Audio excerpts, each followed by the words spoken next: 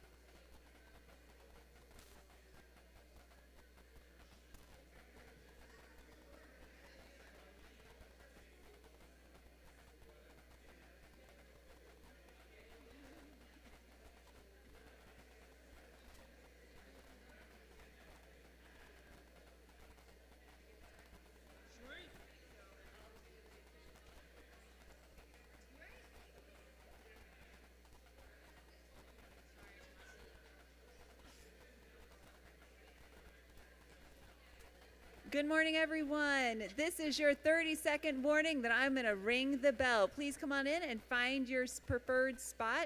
You have 30 seconds to find your seat.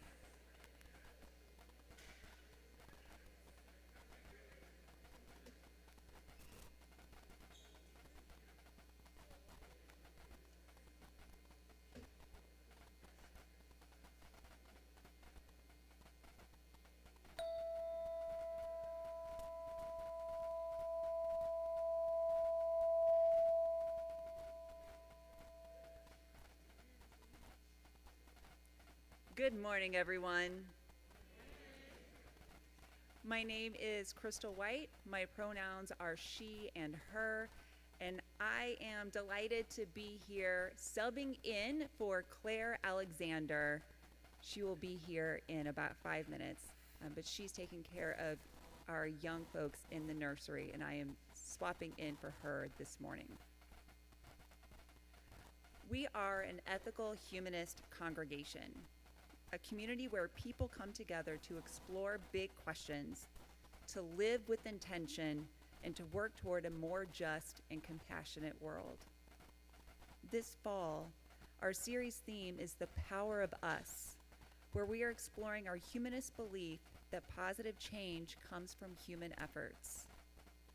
We saw that spirit in action last week as our Assistant Director of Youth Education, India Bailey, led this year's first Raising Ethical Humans session. That program brings together parents, caregivers, and anyone who is invested in raising thoughtful, compassionate young people to connect with one another, to share experiences, and to learn from experts. At our next session on November 9th, we'll be discussing how we can help kids build healthy, ethical relationships with the digital world. And if that sounds meaningful to you, we'd love for you to join us in supporting one another to live our values at home and in community with each other. That same spirit of collaboration and communal support continues this morning with the power of music. Our speaker, Dr. Eldridge Stewart, will guide us through ways that songs of resilience and resistance have carried communities forward, reminding us that music has always been a force for justice, dignity, and hope. Whether this is your first Sunday with us or you've been a part of this community for years, we are so delighted that you're here today. Thank you for bringing your energy, your curiosity, and presence into this shared space of connection and reflection. And as we begin, please take a moment to silence your devices so we can stay fully present with one another. Thank you. This morning, we are thrilled to welcome back REVÉ. Yes. She is a St. Louis-based performance artist whose music blends heart, hope, and humanity. REVÉ's songs remind us that strength often begins with vulnerability and that community is built one brave voice at a time. To open our morning, she'll perform Giants, which is an original song about courage and conviction, about standing tall for what matters most. It's a powerful reminder that together we are stronger than the obstacles we face. Please welcome REVÉ.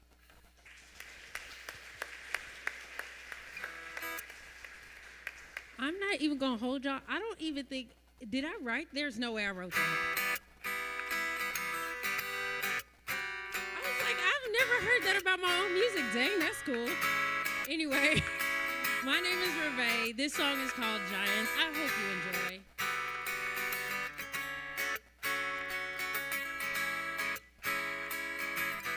Fee-fi, fo, you better run.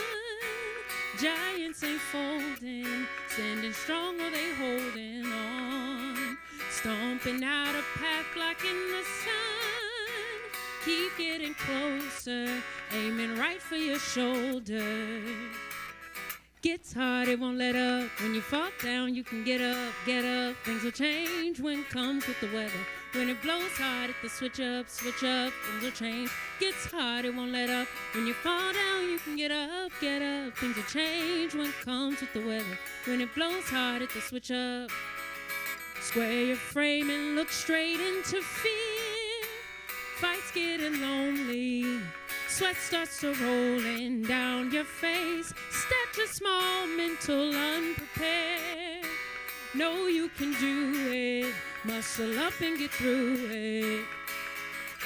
Gets hard, it won't let up. When you fall down, you can get up, get up. Things will change when it comes with the weather. When it blows hard, hit the switch up, things will change.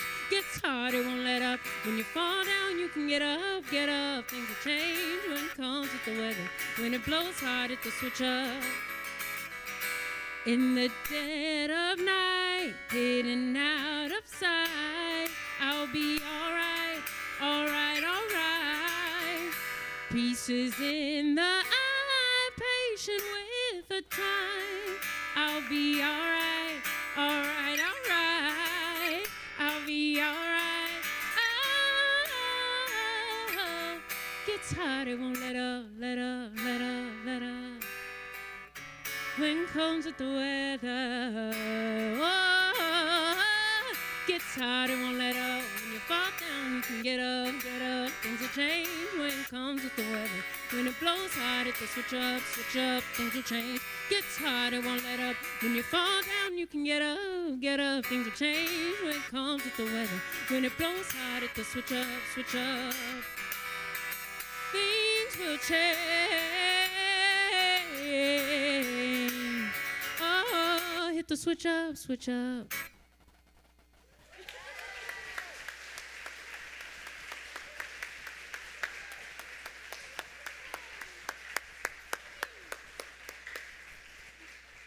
Thank you. What a powerful start to our morning. Oh, lovely. Each week, we read our youth education core values as a way to bring us together and to remind us of our shared commitments. And this morning, we're going to have Rush Williams come on up. Rush, join us.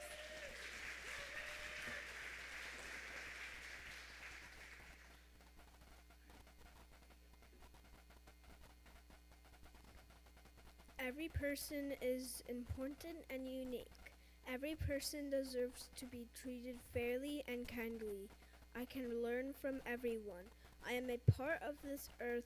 I cherish it and all the life upon it. I've learned from the world around by me by using my senses, mind, and feelings. I am a member of the world community which depends on the cooperation of all people for peace and justice. I can learn from the past to build the future. I am free to question. I am free to choose what I believe. I accept responsibility for choices and actions. I strive to live my values.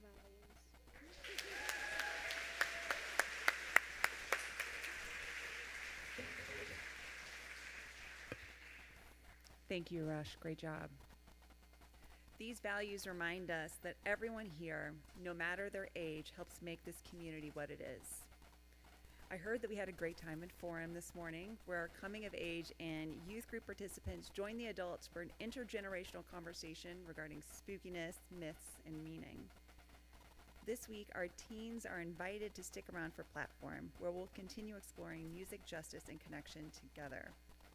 But our Seek students will be exploring the power of music for connecting communities and living our values by making their own instruments and writing their own songs for justice downstairs. So you all are welcome to head on down.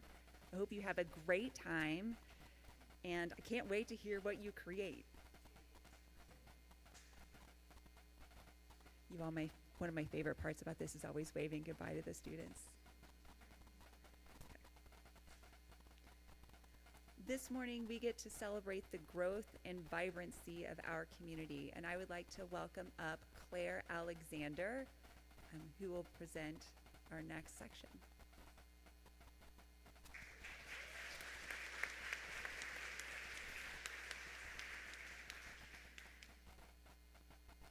Good morning. Since July, the Ethical Society of St. Louis has welcomed 17 new members. I agree, yes. Woo! They're joining us in our shared mission to inspire ethical living in a humanist-centered congregation. Each new member brings fresh energy, unique perspectives, and personal stories that strengthen who we are together. 9 of our 17 new members have chosen to be introduced here today at Platform. We're so glad to have them with us, each one eager to live their values, connect with others, and help build a more just and compassionate world. I'm going to introduce each one briefly, and then I'll invite them to stand after all the introductions if they wish. Okay, you can join me in welcoming, these are very short snippets of their bios. You can read more on our Weekly Connection newsletter from this past week. First up is Jared Alexander.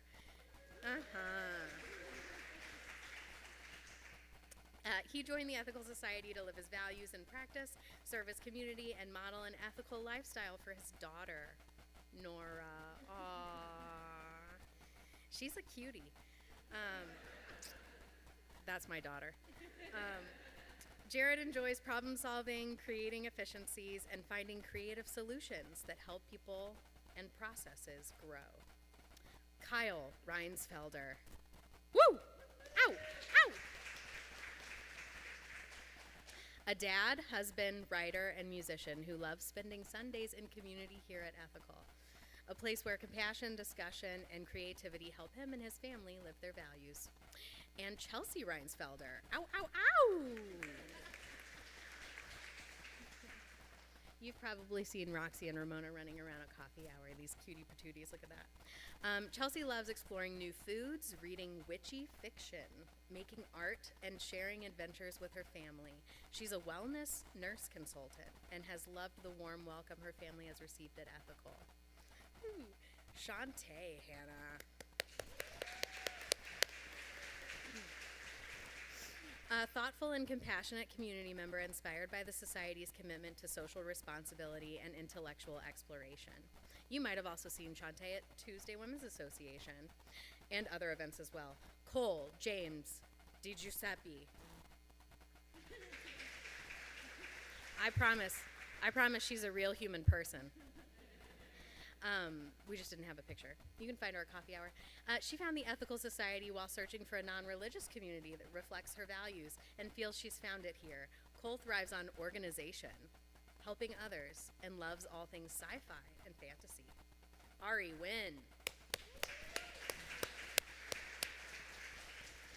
Ari's a psychology and statistics instructor who describes Ethical as a place I belong.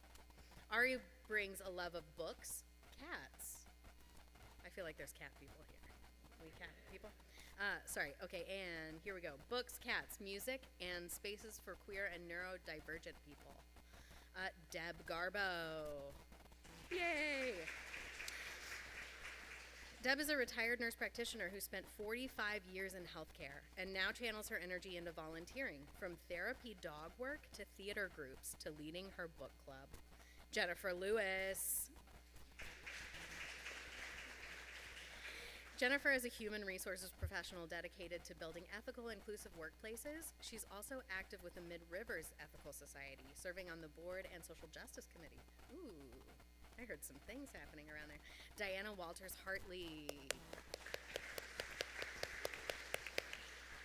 Diana's a policy advocate and foster care reform champion whose life and work are grounded in healing, connection, and the belief that family and community are the cornerstones of a meaningful life. You might have also seen Diana at some of our leader search task force discussions over the last few weeks. We welcome these 9 additions along with another 8 members of their new member cohort. If any of our 17 new members are here today, I invite you to stand and be recognized if you feel comfortable doing so. Yay, new members! Woo-hoo! Ow, ow, ow! Woohoo!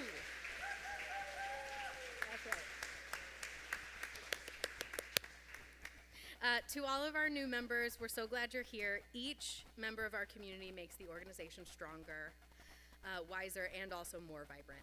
I encourage our existing membership to take a moment at coffee hour today to welcome a new face or share a point of connection you might have noticed. Welcome to the Ethical Society.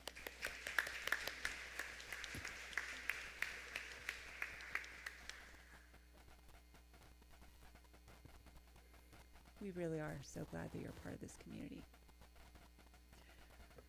REVÉ, we're excited to have you come on back up. Her next song is a timeless favorite. We're going to hear Lovely Day by Bill Withers in a very unique, wholly her own version. It's spectacular. Pure optimism, a celebration of how connection can brighten even the hardest days. Please welcome REVÉ.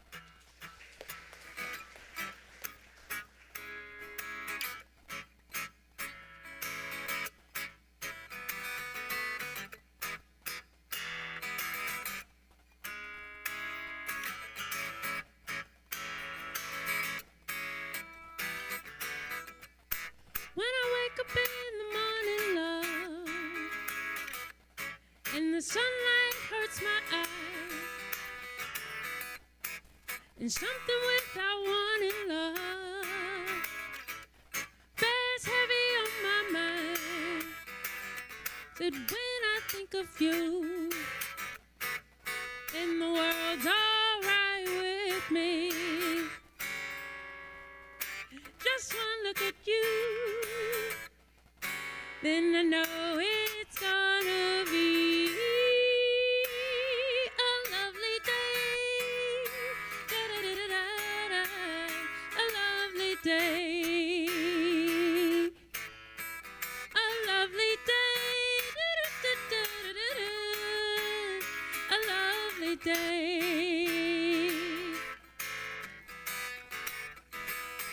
When the day that lies ahead of me seems impossible to face, when someone else instead of me always seems to know the way, said when I look at you, oh, then the world's alright with me. Oh, just one look at you, then I know it's gonna be a lovely day. Da-da-da. A lovely day. A lovely day. Da-da-da-da-da-da. A lovely day. Said lovely day. Lovely day, lovely day, lovely day, lovely day, lovely day. A lovely, lovely day, lovely day, lovely day, lovely day, lovely day, lovely day. Said when I look look at you, then the world's alright with me. Yeah, yeah. Just one look at you, then I know it's gonna be a lovely day. A lovely day. A lovely day. Do-do-do-do-do-do. A lovely day. Yeah. A lovely day. Lovely day. A lovely day, day. All right, I promise I won't stay up here too much longer because I love this song.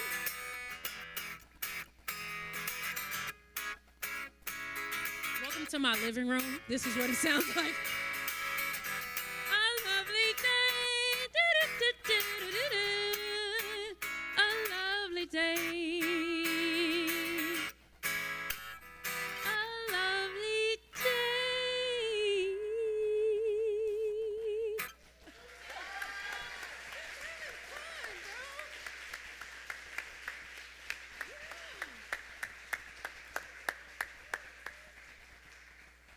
So wonderful. I want to be invited to your living room. Before our main address, we like to take a moment for mindfulness. Sometimes our minds can feel crowded with thoughts and worries, so I invite you now to clear a little space. Let your shoulders relax, soften your gaze or close your eyes, and bring your attention to your breath. Take special note of the steady rhythm of your inhale and your exhale. With each breath, let yourself feel a little more grounded, a little more present. We'll take one quiet minute together, and as you breathe, let your body release what it doesn't need, and then welcome in a sense of calm.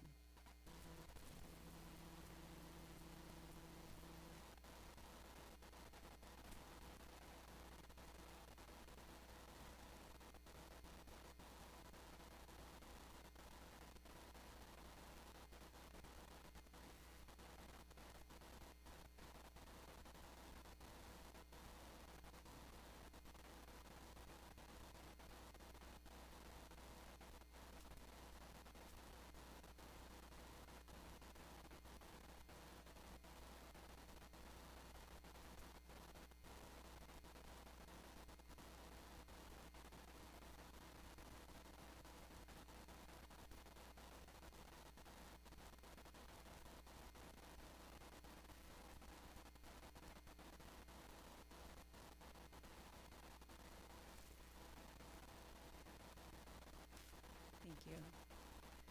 This morning, we are honored to welcome Dr. Lauren Eldridge Stewart.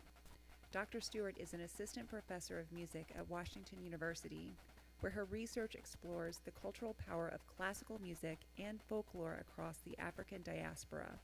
Her current book project examines how global aid influences the practice of classical music in Haiti today. She has taught at the University of Chicago, the Columbia College Chicago, and Spelman College, and has performed Haitian piano repertoire both in Haiti and across the U.S. Dr. Stewart's work shows us how music and culture can connect people across time and borders, reminding us that creativity and community are deeply intertwined forces for resilience and hope. Please join me in giving a very warm welcome to Dr. Lauren Eldridge Stewart.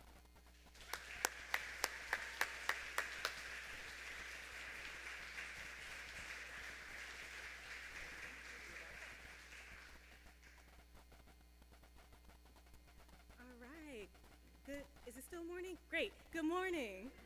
Good morning. I'm so pleased to be here with you in this space, there we go, on Sunday morning. And I feel right at home, in community with people.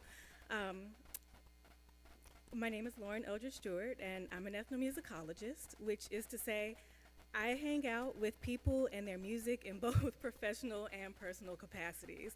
I'll tell you a bit more about my journey along the way of our time together, but before I do that, I'd like to take the opportunity to thank Claire Alexander for her really gracious invitation. We first connected back in February for an event curated by Timothy Havis at the St. Louis Public Library, and it's a connection for which I'm truly grateful. So, what does it mean to be an ethnomusicologist? Because that's a long word that means something to a very few amount of people and then absolutely nothing to the majority of us. It means that I've had the privilege of being in musical community nearly my entire life. I started piano lessons pretty early, violin lessons not too long after that. I sang in gospel choirs in both church and school settings, and played in a jazz ensemble once I got to undergrad at Spelman. It was at Spelman that I was introduced to this interdisciplinary field that combines ethnographic methods and the archival research of music history to examine how so many of us around the world make music and how we make sense of music presently. I took this class titled Social Histories of Caribbean Musics, and I was instantly hooked. I found my people who were curious about how music works, what music does, how music makes and reflects society. Central in my own background experience and in my course of study is the power and the potential of Black music. Now, you might wonder, what is Black music? This is a topic that generates a lot of debate across mainstream media, public culture, and even in academic musicology. Dr. Portia Maltsby offers a response to this question with her chart titled, The Evolution of African American Music. So the evolution is a genealogy of sorts. It begins at the very top of the page with the basic premise of three categories: African American sacred genres, African American secular genres, and instrumental African American secular genres. But something that is key to understanding the chart, and that Maltsby and others address in the surrounding discourse, is that there can't be a strict division between the secular and the sacred in Black music. Throughout time, people have employed the same music across life cycle events, weaving it into expressions of belief and faith, but also into the communication used to connect with one another, to be here together. So for instance, One Nation Under a Groove. Some of our current cultural static around strict divisions between church music and the music of everything else comes from the legacy of the transatlantic slave trade and the deep unease that slaveholders had with the personhood of those that they enslaved. The roots of today's protest music can be found near the top of the chart. Work songs, field calls and street calls, and satirical protest songs, and these are heard and transcribed as early as the 1600s, became the folk spiritual of the 1800s. And that's just another example of that very thin veil between the sacred and the secular. Let's follow the journey of some of these spirituals. First, let's consider one called Up Above My Head. So it goes, up above my head, I hear music in the air. Up above my head, I hear music in the air. There must be a heaven somewhere. These lyrics encourage the listener and the singer to connect the presence of music, beauty, joy, and delight with the assurance that better is before you, and that even in the face of current trials, there's cause, justification even, for hope. That folk spiritual that was sung in fields and at church campground meetings was then concertized. Ensembles like the Fish Jubilee Singers transformed these folk spirituals into performance-ready numbers that impressed wealthy donors and foreign dignitaries, along with regular, everyday folks. The Fish Jubilee Singers were a group of newly freed, formerly enslaved university students who toured the world to raise funds for their institution. Fisk University, a historically Black college in Nashville, Tennessee, was in danger of closing due to its precarious financial situation. Most of its students were former slaves, not descendants of slaves, actual former slaves, and they were not receiving federal or state support. So music was the answer. Last year, I wrote some program notes for the Seattle Opera's world premiere of Jubilee, which is a musical about the Jubilee Singers. In it, I referenced the words of contemporary witnesses, and I got to do this really cool deep dive into this sort of relatively narrow historical period. In his book, The Souls of Black Folk, W.E.B. Du Bois, the 19th and 20th century scholar, writer, and activist, described the spiritual as, quote, the articulate message of the slave to the world. In 1872, Dr. Kuhler, who was a reverend at the 13th Street Presbyterian Church in New York, upon hearing the Fish Jubilee singers, said, "I never saw a cultivated Brooklyn assemblage so moved and melted under the magnetism of music before. The wild melodies of these emancipated slaves touched the fount of tears, and gray-haired men wept like children." So, once again, another indicator of music's ability to move us. At this point in history, the repertoire of the Fish Jubilee singers primarily featured what Du Bois termed the sorrow songs, songs like Up Above My Head. But these sorrow songs also turn frequently to joy, and the type of energy that is infectious and inspiring, and that incentivized the early postbellum audiences to give towards the cause of education and to support the singers. When those audiences heard concertized spirituals, the subject matter, singing style, and song forms felt otherworldly. Through attending these performances, concertgoers not only felt deep emotion, but they also found themselves in a space where they could express that deep emotion publicly, right? So think about our mindfulness moment that we just had. What does it mean to be able to feel in public? The concertized spirituals can be directly tied to folk spirituals, which evolved from a combination of the ring shout ritual and Protestant hymns during enslavement. The ring shout featured rhythmic movement in a circle, accompanied by call and response singing of sacred music and clapping. Much of what we hear today in the spirituals has evolved from this ritual. The repetition, the syncopation, and the coordination of movement and singing are all important aspects that have influenced many subsequent genres of Black music. There's a beautiful duality and contrast in this music. The ring shout brings the kinetic energy and compels both the performer and the listener to move, while the hymn comforts and inspires. The reverend statement also tells us a lot about the experience of attending a performance. The type of audiences that the ensemble performed for, audiences that would both be sympathetic to their cause and wealthy enough to contribute to their cause, were quite a bit removed from the impoverished realities of slavery. The spirituals, though, painted a sympathetic picture for those listeners, animated and sung by stately dressed Black people, people who embodied respectability and appeared deserving of education. The spirituals dramatized both Old and New Testament biblical stories, often featuring ordinary people overcoming extraordinary circumstances.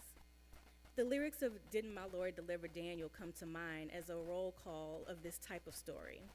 So some of these lyrics go, "He delivered Daniel from the lion's den, Jonah from the belly of the whale, and the Hebrew children from the fiery furnace, then why not every man?" It's also evident from this stanza that these lyrics and the lyrics to many other spirituals were subversive, and they were really rather clever. The above lyrics quickly cite three separate stories as an argument for the deliverance of every man. Now, deliverance can be understood in a variety of ways, but it's not a stretch to say that enslaved persons sang of a deliverance from slavery in a way that could be covered up as meaning a deliverance from sin. So the social messages of songs like "Up Above My Head" and "Didn't My Lord Deliver Daniel" can be heard in genres such as gospel and the blues before the song forms of spirituals resurface as the freedom songs of the 1950s and even the present day. This lines up with the long history of Black music that I teach in classes like Music of the African Diaspora. It's important to lengthen the timeline that we can access in our minds. Black music doesn't just start at 1619. In that class, I start as early as 13th century Mali with the Epic of Sunjata Keita. We know the story of Sunjata, who some scholars cite as the inspiration for Disney's The Lion King, because of the critical work of griots, master musicians who were also the historians and social critics of their time. We hear the echoes of their styles and techniques in genres like Trinidadian calypso and rap music. By starting earlier, being more aware of what came before, we gain a better sense of how to move forward. So now I'd like to zoom into the chart. I've mentioned the thin arrow that goes from work songs to folk spirituals, but I also want you to take notice of the thick line from work songs to the rural blues. That rural blues eventually becomes urban as blues men and blues women migrate to cities and spread the same level of social observation and critique, but in rapidly transforming context. And we might be a bit more familiar with these sort of rapidly transforming context in a city with a hockey team called the Blues. And also, here's another little plug for this really fantastic National Blues Museum that's downtown. It really is a gem. The technology of music making was also rapidly transforming. In this small segment of the chart, we have a shift from purely acoustic sound to the beginnings of amplification, which this is a big deal, right? Amplification is a really, really big deal for how many people can hear music and be gathered at a musical event. We also have a transition from distributed sheet music to recordings that were mass marketed, and from small clubs and churches to the widespread distribution and reach of the radio, because both the Saturday Night Blues and the Sunday Morning Sermon were on air. Through these changing social, spatial, and technological conditions, the core aesthetics of Black music remained. This is Dr. Ollie Wilson, a noted composer and music theorist and native St. Louisan, which was very cool for me to learn after moving here. I've been reading his work for much longer than I've actually lived here, so to hear and learn more and more about the context that shaped him has been interesting. Wilson put together a rubric for Black music across the diaspora and what he termed the heterogeneous sound ideal in African American music. The central claim here is that Black music has unique sonic ideals by which its participants judge it. It should have rhythmic clash, which can be as simple as syncopated rhythm. It should have percussive singing and playing. Think scatting and jazz music and beatboxing and hip hop. It should have call and response. And an interesting note about call and response, musicologist Guy Ramsey notes that call and response is so reflective of Black music aesthetics and ethics because it's a way of offering communal participation. It instructs without letting the instructor dominate, right? So if I ask you to complete a sentence in call and response, so if I say hip, you say hop, hip, hip, it allows us all to then become the teachers in the space, right? This is why call and response across musical genres is so critical. Wilson continues by noting that musical events should be dense, right? So think about the overwhelming cascade of sound and funk music, the way that all the sonic space is filled up. Finally, music should make you move, right?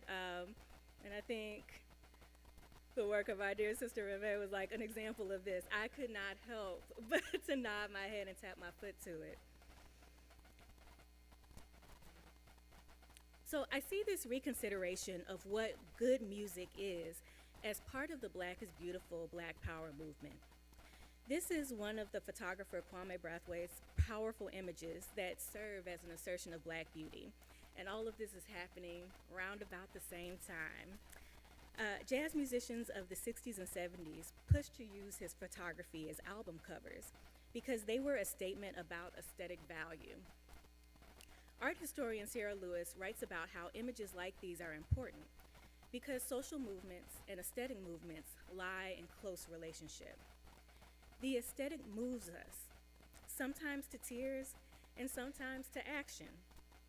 Music can compel us to think differently, reconsider old beliefs, and rechart our course through life. So down to the part of the chart where the spirituals become freedom songs. As freedom songs, spirituals were a critical musical element of the civil rights soundtrack, often sung at mass meetings and protest marches. This style of music remained in circulation long after the initial world tours of the Fish Jubilee Singers in the 1880s. The ensemble, and several like them at other historically Black colleges and universities, continued the tradition through evolutions of hairstyles, trends, and social justice movements. The ability of the spirituals to move people, to draw on something within them and pull them together, came to the forefront of public consciousness during the Civil Rights Movement. Spirituals were sung during mass meetings in a call and response style that focused the attendees on the plans being made and which generated solidarity. The use of spirituals as freedom songs started in the mass meeting, spread to well-known folk singers like Odetta and Pete Seeger, and eventually became a feature in Black popular music of the 60s and 70s. Remember that song from earlier, Up Above My Head, I Hear Music in the Air. Up above my head, I hear music in the air. There must be a heaven somewhere.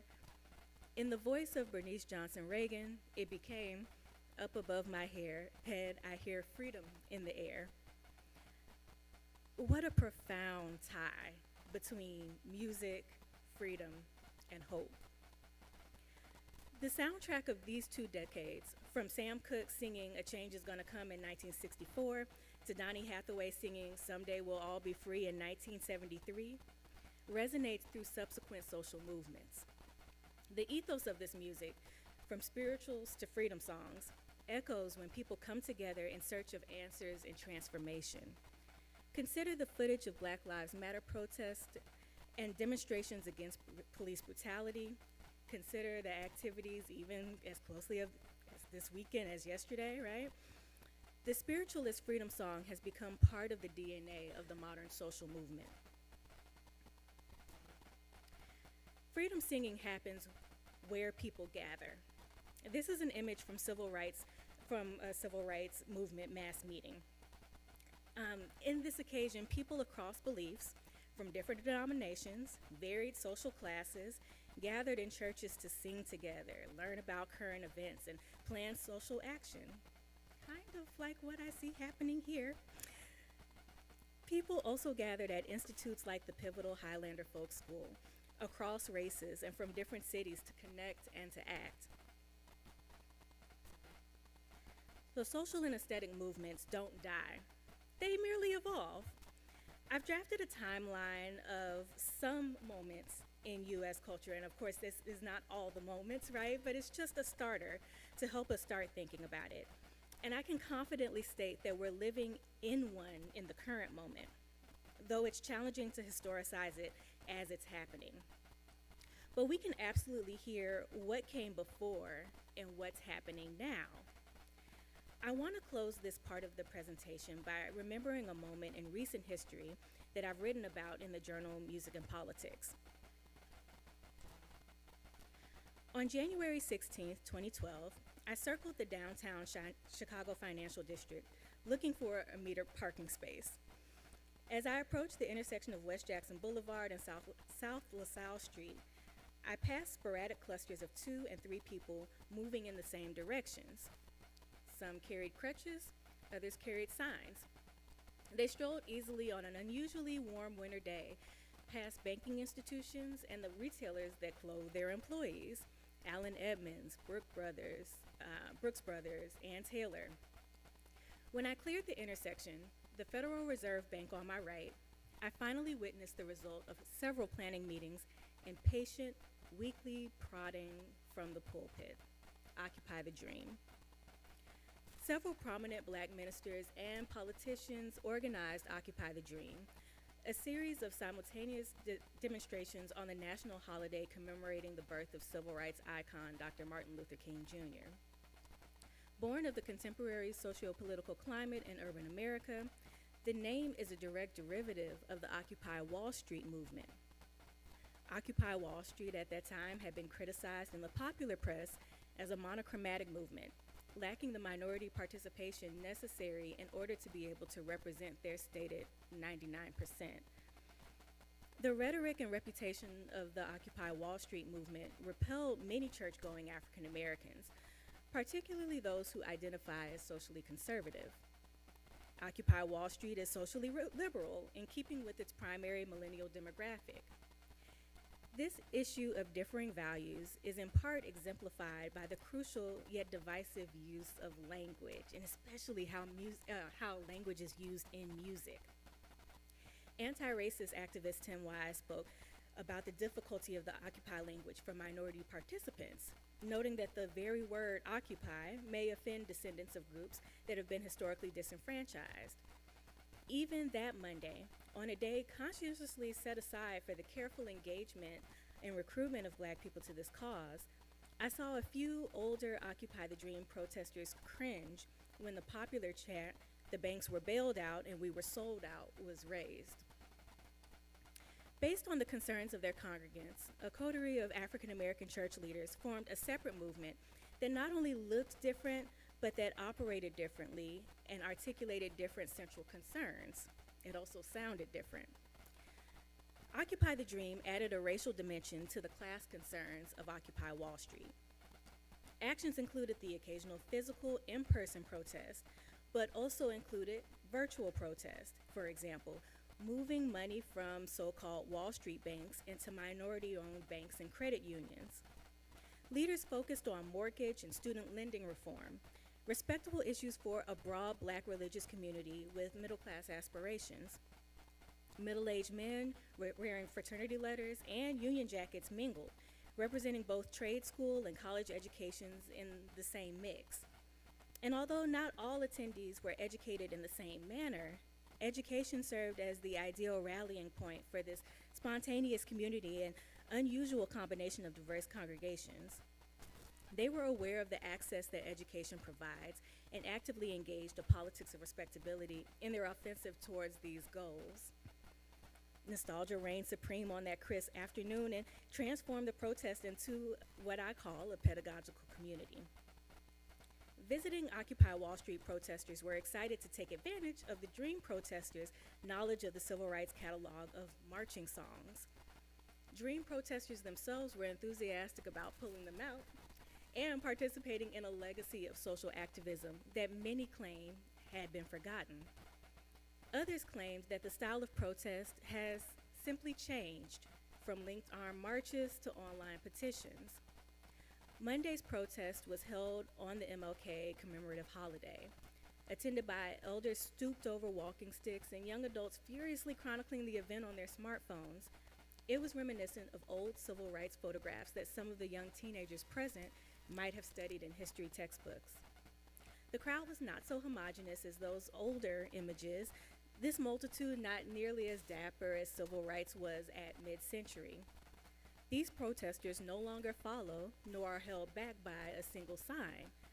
Occupy the Dream shows how models of protest have evolved from the mid-20th century, yet are still impacted by nostalgia and memory. There's a through line of that sound. So the rest of the article is available open access online. Just Google my name, pedagogical community, and it comes up on the University of Michigan Music and Politics Journal website. But I'm reminded of this experience, and also you'll be able to access a link to some of the footage that I took over the course of the protest once you link into that article. But I'm reminded of this experience as I read the news and I look and I listen around me. This series theme is titled "The Power of Us, Positive Change Comes from Human Efforts." And I believe that history teaches us that music, especially music created in community, is capable of promoting that change, and then, in the legacy of the griots, reminding us exactly how it happened. Thank you for sharing this time with me. I'm so happy to stick around and answer questions or just chat with you, but I think at this point, I'll turn it back over.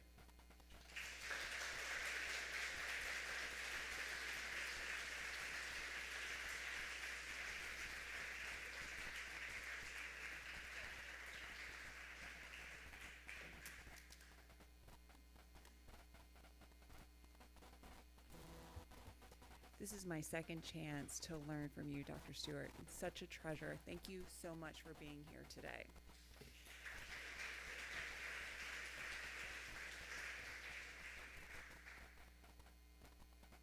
Give me a moment to get situated.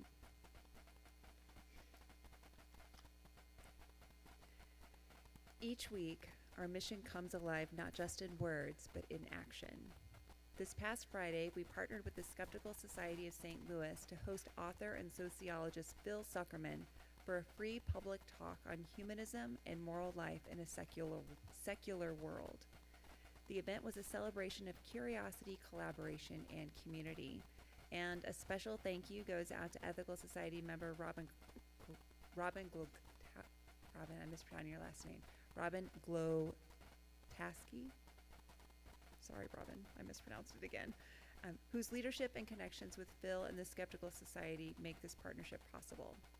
And thank you to everyone who made it happen, from our members, board, and staff to the Skeptical Society team, for working together to share humanist values of ethical living and lifelong learning with the wider St. Louis community. All of our programs, like Friday's talk, our youth lessons, service projects, they're all made possible through the generosity of our members and friends. So at this time, our ushers will begin passing the collection baskets. Many of our members give online or through an annual pledge. For those of you who'd like to give today, the baskets and the QR code on the screen are simple ways to join in. Every gift helps us bring our mission to life. If you'd like to stay connected to the Ethical Society, you can subscribe to our weekly email newsletter for events and updates, or check out our involvement checklist where you can get connected with social groups and service opportunities that feel meaningful to you. Now, we're going to have an opportunity to hear from 7 different opportunities coming your way, so please tune in. Here we go. The current art exhibit is coming down today, so if you purchased a piece of art or you want to purchase one, you need to connect with Jane Schaefer or the artist after platform today. On Friday, October 17th, every member, and only members, should have received an email with a link to a survey from the Leader Search Task Force. And they were asking for input regarding the competencies and personal attributes you think are most important for our next leader to possess. The survey link is password protected and not to be shared. So also, only do your survey once. We will use the information collected to craft a job description that reflects members' priorities and to evaluate candidates for the position. The survey is brief but vital. Please complete it before the end of the month, October 31st. And if you're not comfortable or able to take the survey online, we have hard copies available in the office where you can pick it up, complete it, and return it.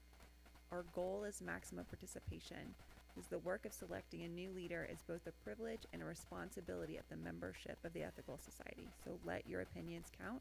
And if you have questions, you can see Task Force member and Board Rep Larry Dorison here. You also have an opportunity to play trivia to raise money to help the homeless in St. Louis on cold winter nights. All proceeds will go to Winter Outreach, which is an all-volunteer collective that provides shelter and outerwear to those living on the streets of St. Louis. This effort, which Alan Easton joined over 10 years ago, is a collaboration of people from many faith groups, and it is a great example of putting deed before creed. The fundraiser will occur on Friday, October 24th, here at the Ethical Society. Doors open at 6:30 and the games start at 7. Table of 8 players costs $200, and you can reach out to Alan Easton.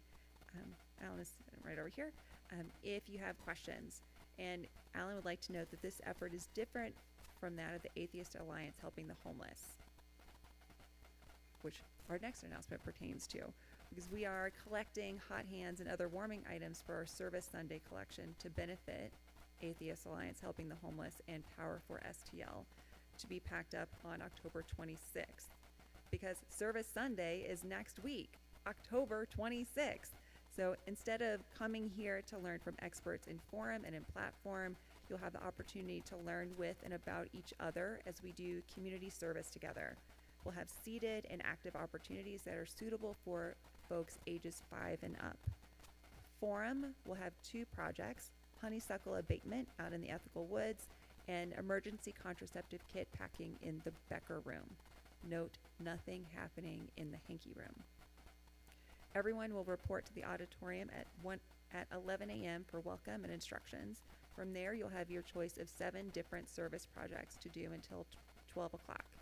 All children under the age of 15 will need to volunteer with a supervisory adult. Additionally, the nursery will be staffed to care for our littlest ones.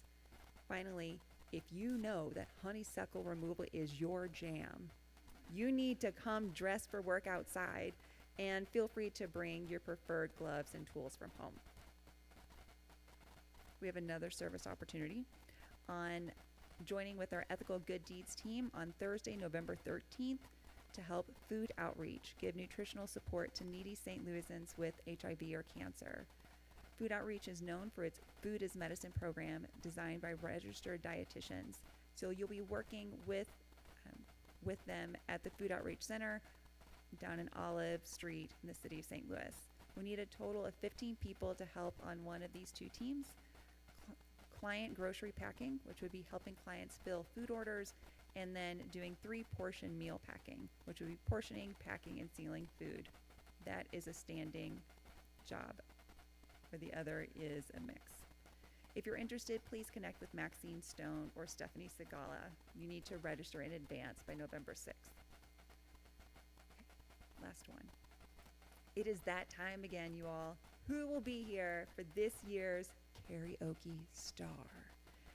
All ages are invited to celebrate fall fun at the Ethical Society on Friday, November 14th at 7 p.m. The theme for our costume and karaoke party is Masquerade. There will be a karaoke competition, a costume competition, and games.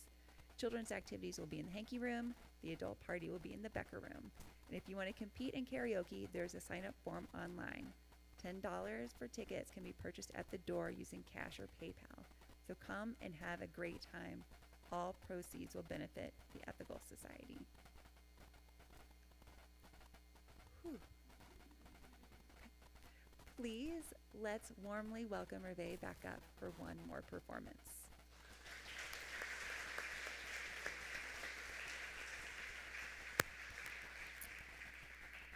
She's going to perform Home, another original song, which is a heartfelt reflection on belonging and connection, and reminds us that home is not just a place. It's the people who share our journey, lift us up, and remind us of who we are. Once again, an intro. Y'all see my face? I'm like, dang, that's my song? Okay, cool. But the song is called Home. That part is true. How it makes you feel is totally up to you. Heartbroken, but I let you hold it. Us talking, open and honest. Soft-spoken to sweeten the moments. We chose this, said we wanted the same thing. Said we wanted it so deeply, we wanted the same things. We wanted it, won't run, can't hide. Oh, you feel like home. It's in your eyes. Oh, I'm safe at home.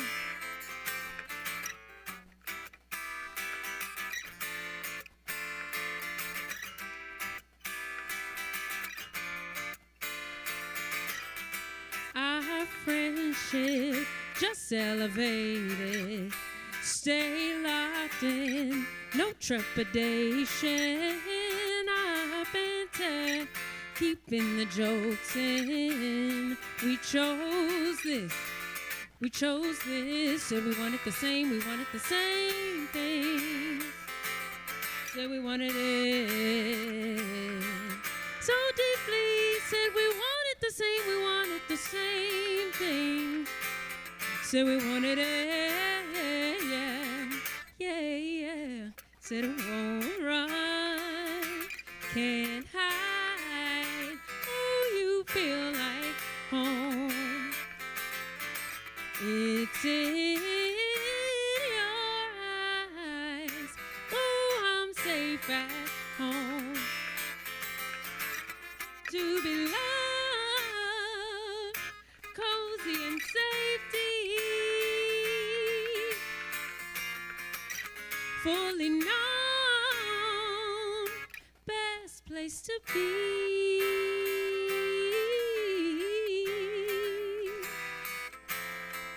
You feel like home. There's no place like home. Said we wanted the same thing. Said we wanted it so deeply, we wanted the same things. Said we wanted it, yeah. Said it won't run, can't hide. Oh, you feel like home. Said it's in your eyes. Oh, I'm safe at home.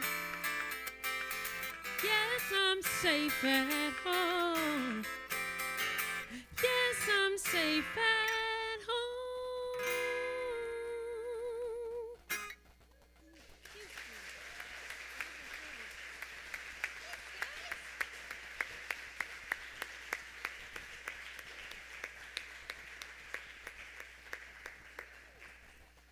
Thank you for sharing your music, your warmth, your vibrancy, and your voice with us today.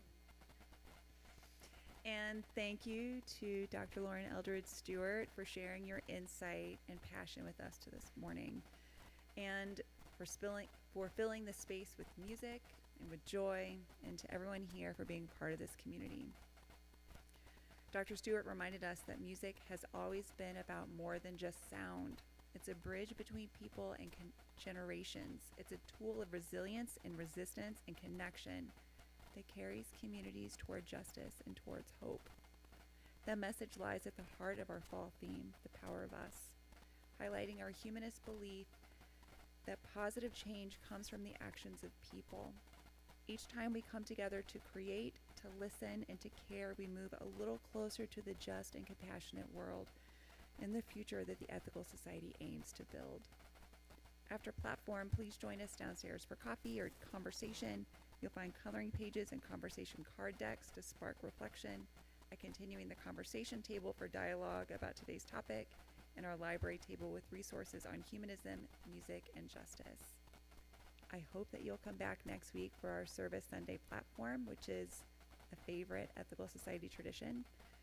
Was working side by side, doing service projects to support our wider St. Louis community, is a day for us to be hands-on, connected, showing compassion and action, and to live our values together.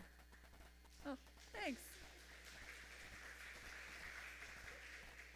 And throughout the week ahead, I hope that you remember today's message, that our voices are powerful. And in this one beautiful and challenging life that we share, we have the opportunity to lift our voices together for a better world. Thank you for being here today.